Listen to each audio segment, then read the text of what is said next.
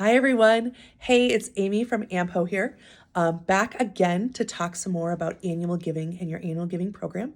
AMPO is walking alongside you every week this year to look at your annual giving program a little bit more strategically than maybe you have in the past.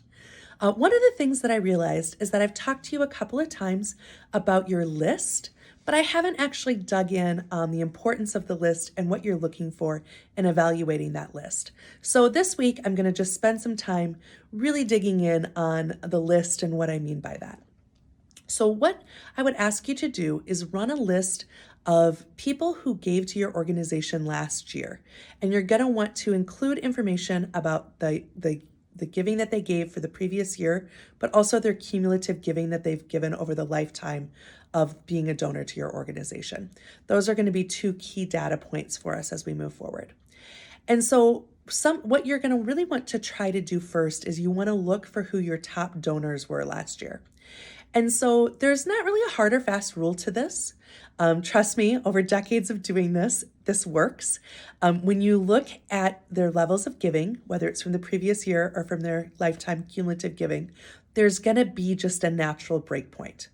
There's going to be just a point where you're going to see a segment of donors that have given above a certain dollar amount, and then there's going to be a bunch of donors that have given below that dollar amount. Now, that dollar amount is going to be different for every organization.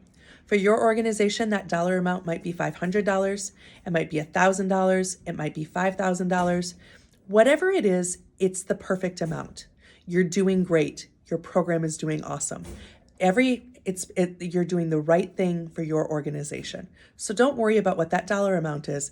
Just look and see where it is, and then you're going to be able to identify who your top donors are to your organization.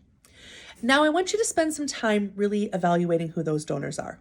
Some of them you might know. Some of them, their names would just come, if I asked you who your top donors are, they'd be the people who immediately come to mind. But there may be some that are surprising to you.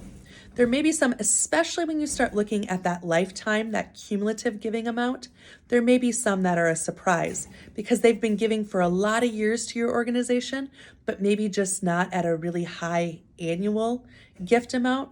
But when you add up that cumulative giving over years and years, they really have made a big impact for your organization.